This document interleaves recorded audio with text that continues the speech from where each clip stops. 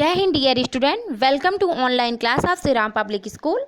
Dear student, मैं अल्पना पांडे आज आप लोग को आपकी क्षितिज पाठ पुस्तक के गद्य खंड का पाठ 6 प्रेमचंद के फटे जूते पढ़ाऊंगी, जिसके लेखक हैं हरिशंकर प्रसाई। बच्चों, इस पाठ को पढ़ने से पहले मैं आप लोग को बता दूं कि इस पाठ के 2 पेज का सारांश मैं व्याख्या आपको अपने पहले के वीडियो में बता चुकी हूं। आज हम तीसरे पेज का व्याख्या पढ़ेंगे। तो आइए शुरू करते हैं।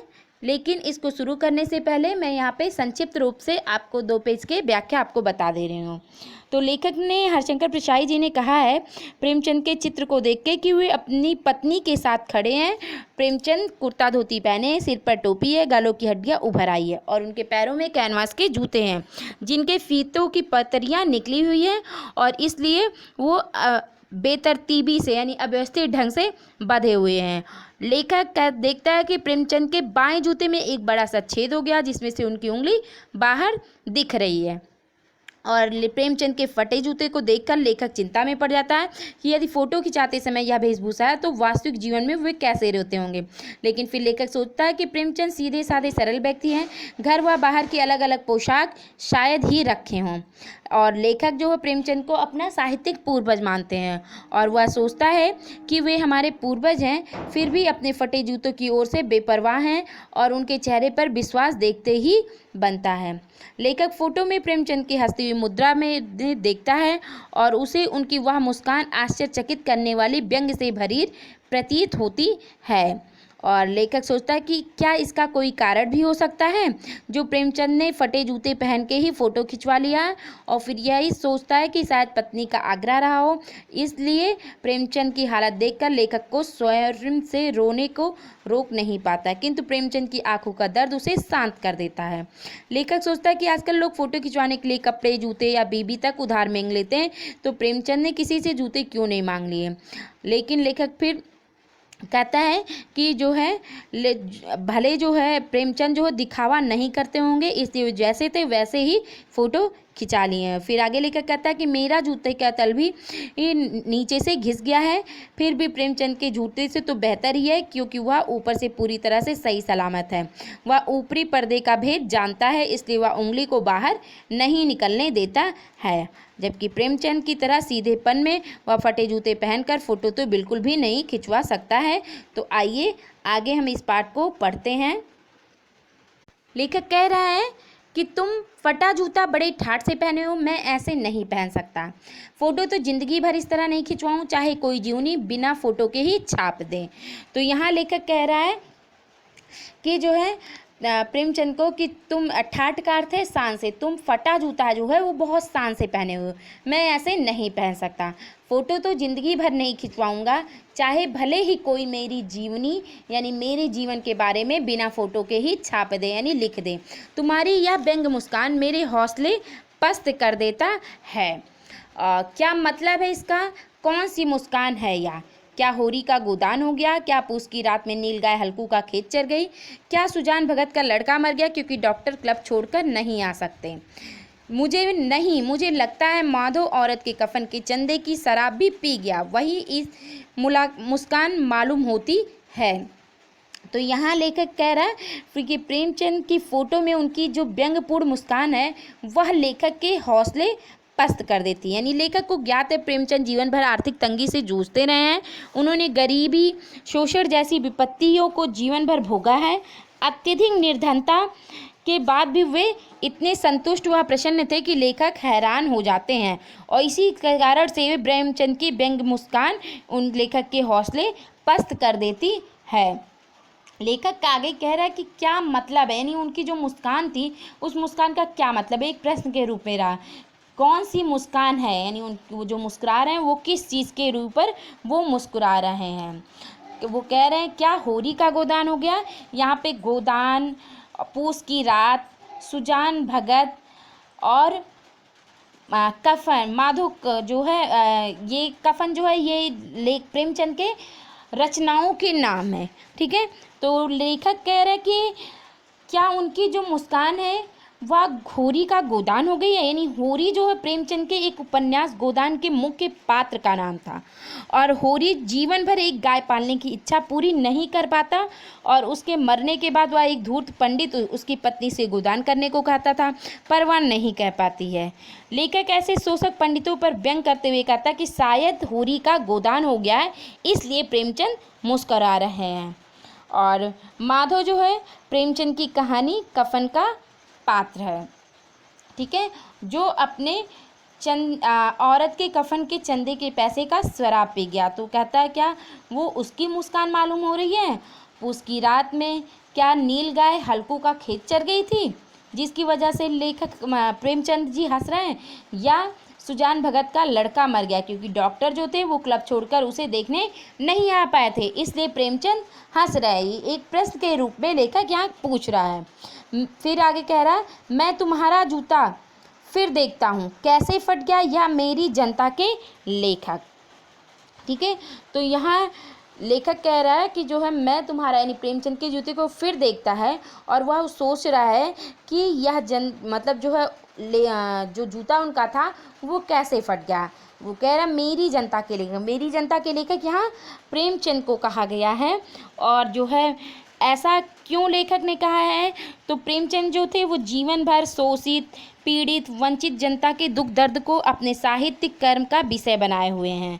ठीक है, यानी अपने साहित्य के द्वारा उनके बारे में उन्होंने लिखा हुआ है। उन्होंने किसानों की निर्धनता व बदहाली के विषय में भी लिखा है। वे सदा जनता के पक्ष में लिखते रहे, इसलिए लेखक ने उन्हें जनता का लेखक कहा है।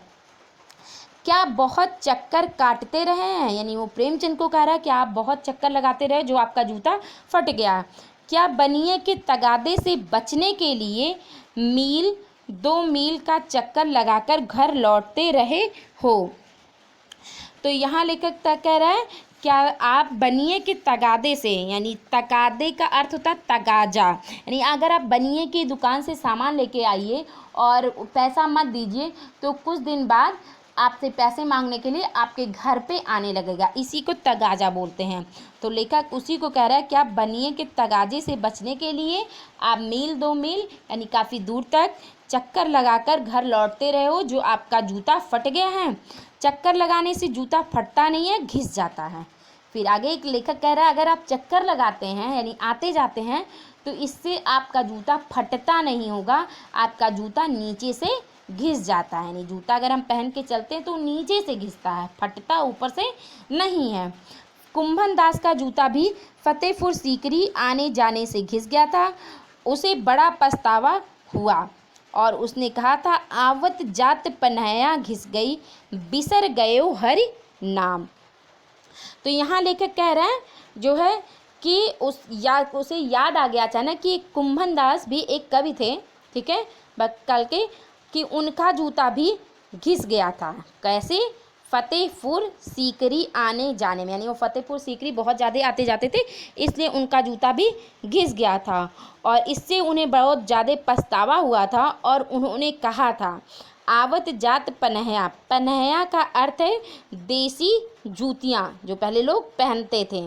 घिस गई यानी नीचे से घिस गया। बिसर, बिसर का अर्थ होता है भूल जाना और भूल गए हर नाम, यानी आते जाते वो जूती जो थी देसी वो घिस गई नीचे से और इसलिए लोग हरि का नाम भी उसी आने जाने में भूल गए। और फिर आगे लेकर कह रहा है और ऐसे बुलाकर देने वालों के लिए कहा था जिनके दुख उपजत है तिनको करबे तिनको करबे परे सलाम।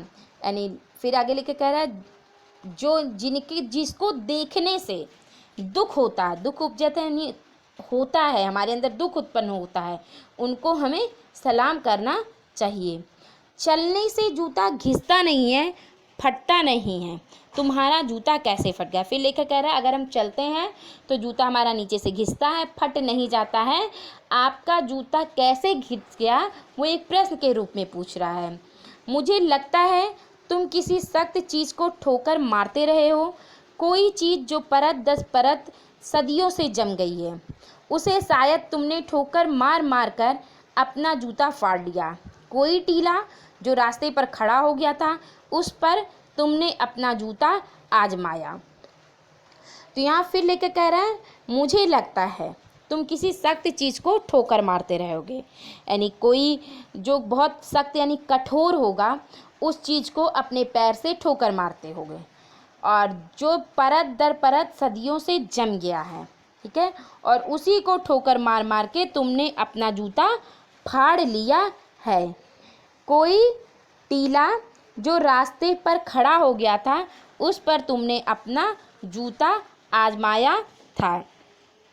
यानी टीला जो है रास्ते में आने वाली बड़ी बड़ी बाधाओं या शक्तिशाली लोगों का प्रतीक है। वैसे हम टीला कहते किसे हैं? जो चारों तरफ घिरा रहता है, बीच में कोई ऊंचा स्थान होता है, उसी को हम टीला कहते हैं। जो रास्ते में आ जाता है तो रुकावट हो जाती है। तो यहाँ लेखक ने कहा कि टीला रास्ते में आने वाली बड़ी बड़ी बाधाओं या शक्तिशाली लोगों का प्रतीक है। कुछ लोग इन टीलों से समझौता कर लेते हैं, ठीक है, लेकिन जो है कुछ लोग उनसे बचकर निकल जाते हैं। तो लेखक के अनुसार प्रेमचंद के जूते इसलिए फटे होंगे क्योंकि वे किसी सख्त चीज़ यहाँ पे रूढ़ियों को कहा गया, जो समाज के रूढ़िवादी लोग होते हैं उनको कहा गया, अंधविश्वासों को, परंपराओं को, जो परत दर परत सदियों से जम गई है, जिसको लेखक ठोकर मार के हटाना चाह रहे हैं। यानी प्रेमचंद ने समाज की कुप्रथाओं और रूढ़ियों को अपने जीवन में लगातार चुनौती दी है, लगातार उनसे संघर्ष करते रहे हैं, और इसी संघर्ष को करने से उनका जूता अवश्य फट गया होगा, ठीक है। तो कोई टीला जो रास्ते पर खड़ा हो गया था उस पर तुमने अपना जूता आजमाया, यानी कोई जो बाधा, कोई शक्तिशाली चीज़ जो उनके रास्ते में आई होगी समाज की बुराइयों को, प्रथाओं को हटाने के लिए, ठीक है, और उसी को अपने पैर से ठोकर मारते मारते उनका जूता शायद फट गया होगा, उसी पे वो अपने जूते को आजमाए होंगे। फिर लेकर कह रहा तुम उससे बचाकर उसके बगल से भी तो निकल सकते थे, टीलों से समझौता भी तो हो जाता। सभी नदियाँ पहाड़ थोड़े ही फोड़ती हैं, कोई रास्ता बदलकर घूमकर भी चली जाती है, ठीक है। तो यहाँ लेखक कह रहा है कि जो है तुम उससे बचकर, यानी जो रास्ते में रुकावट आई थी, ठीक है, रास्ते में जो टीला आया था, जो शक्तिशाली लोग मिल गए थे, तुम उसके बगल से भी तो जा सकते थे, टीलों से समझौता भी तो हो जाते हैं। जो लोग रास्ते की रुकावट बनते हैं उनसे हम समझौता कर सकते हैं, ठीक है। लेकिन शायद जो है प्रेमचंद जो थे वो समझौतावादी प्रवृत्ति के प्रतीक नहीं थे, यानी उनकी प्रवृत्ति में समझौतावादी नहीं था, समझौता करना वो नहीं जानते थे, इसलिए उन्होंने उन टीलों से समझौता नहीं किया और उन्हें ठोकर मारते रहे हैं। फिर लेखक एक एग्जाम्पल दिया, एक उदाहरण दिया, सारी नदियाँ पहाड़ थोड़ी ही नहीं फोड़ती हैं, यानी नदियाँ जो हैं जब आती हैं तो उनके मार्ग में पहाड़ पड़ते हैं, तो सारी नदियाँ उस पहाड़ को तोड़ के आगे नहीं बढ़ती हैं, कोई रास्ता बदलकर घूमकर भी चली जाती हैं। कोई नदियाँ रास्ते में पहाड़ अगर आ जाता है तो वो बगल से पहाड़ के होकर चली जाती हैं। यानी अगर लेखक के मार्ग में, प्रेमचंद के मार्ग में जो है कोई बाधा आ गया तो उससे उन्हें टकराना नहीं चाहिए था, बल्कि उन बाधाओं से बचकर उन्हें निकल जाना चाहिए था। और बहुत से लोग होते हैं जो उन बाधाओं से टकराने का साहस नहीं रखते हैं और अपना रास्ता बदलकर उन बाधाओं से बचकर निकल जाते हैं, किंतु प्रेमचंद जो थे वह जो है उन बाधाओं से टकराने का साहस रखते थे और उन बाधाओं से वो टकराए थे, तभी उनका जूता फट गया था। आगे लेकर कह रहा है तुम समझौता कर नहीं सके, क्या तुम्हारी भी वही कमजोरी थी जो होरी को ले डूबी, वही नेम धर्म वाली कमजोरी। यहाँ लेखक कह रहा है नेम धर्म वाली कमजोरी, नेम धर्म उसकी भी जंजीर थी, मगर तुम जिस पर मुस्कुरा रहे थे उससे लगता है कि शायद नेम धर्म तुम्हारा बंधन नहीं था, तुम्हारी मुक्ति नहीं थी। तो नेम का अर्थ होता है नियम और धर्म का अर्थ होता है कर्तव्य, ठीक है। तो लेखक कह रहा है कि तुम समझौता नहीं कर सके, यानी प्रेमचंद थे जो समझौता नहीं कर चुके। वह एक कह रहा है क्या तुम्हारी भी कोई कमजोरी थी जो तुम समझौता नहीं कर सके, क्या वो कमजोरी जो होरी को लेके डूब गई थी, यानी नियम और धर्म की कमजोरी, ऐसी तुम्हारी भी कोई कमजोरी थी। नियम धर्म उसकी भी जंजीर थी, यानी जो होरी था, यानी प्रेमचंद की एक रचना का मुख्य पात्र होरी था, ठीक है, जो आपको आगे की पाठ में बताया गया है, यानी जो ठीक है। तो होरी प्रेमचंद के गोदान का, हाँ गोदान का मुख्य पाठ था। तो उसकी कमजोरी थी, ठीक, नियम और धर्म की कमजोरी। तो लेखक कह रहा है क्या तुम्हारी भी वही कमजोरी थी, तुम्हारी भी वही कमजोरी जंजीर थी, मगर तुम जिस तरह मुस्कुरा रहे थे, यानी प्रेमचंद जो मुस्कुरा रहे थे उसको कह रहा है लेखक कि उससे ऐसा लगता है कि शायद नियम धर्म तुम्हारा बंधन नहीं था, यानी तुम नियम और धर्म के बंधन में बंधे हुए नहीं थे, तुम उससे मुक्त थे। तुम्हारी यह पाँव की उंगली मुझे संकेत करती सी लगती है, जिसे तुम घृणित समझते हो उसकी तरफ हाथ की ही नहीं पाँव की उंगली से इशारा करते हो।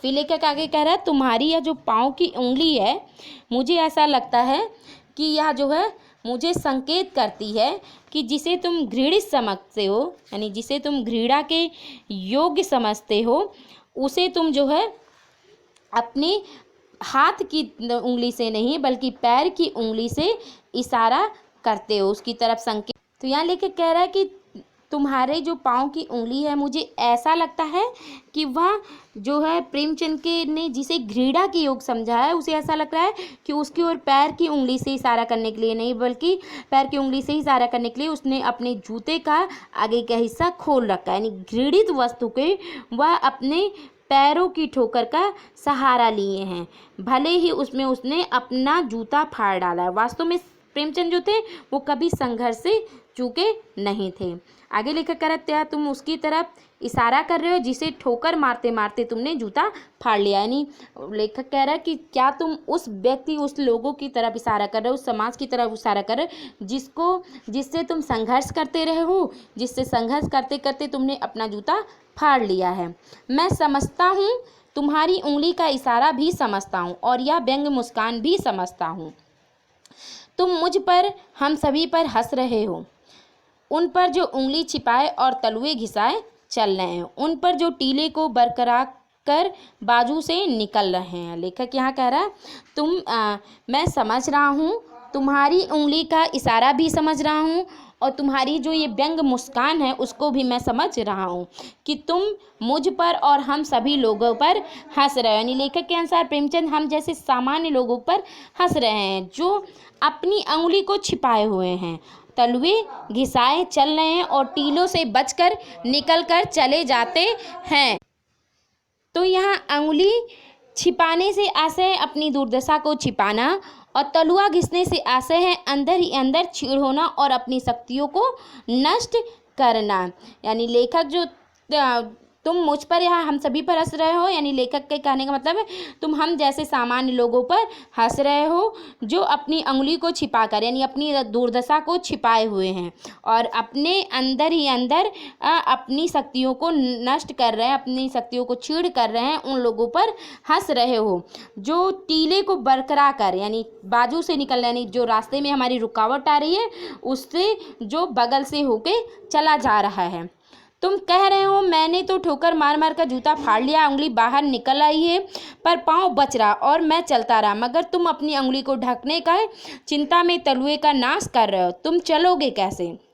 मैं समझता हूँ, मैं तुम्हारे फटे जूते की बात समझता हूँ, उंगली का इशारा समझता हूँ, तुम्हारी व्यंग मुस्कान समझता हूँ। यहाँ लेखक ने कहा है कि जो है तुम कह रहे थे मैंने तो ठोकर मार मार कर जूता फाड़ लिया, यानी तुम रास्ते की रुकावट को अपने पैर के से ठोकर मार रहे हो जिसके तुम्हारा जूता फट गया और तुम्हारी उंगली बाहर निकल आई पर पाँव आपका बचा हुआ है और जिससे आप चल रहे हो, मगर तुम उंगली को ढकने की चिंता में अपने तलुए का नाश कर रहे हो। यानी हम लोग अपने बाहरी दिखावे में अपने तलुए को नीचे घिसा रहे हैं, तुम चलोगे कैसे? नहीं हमारा जो तलवा नीचे से घिस जाएगा, नहीं हमारा पैर लूलुहान हो जाएगा तो हम कैसे चलेंगे?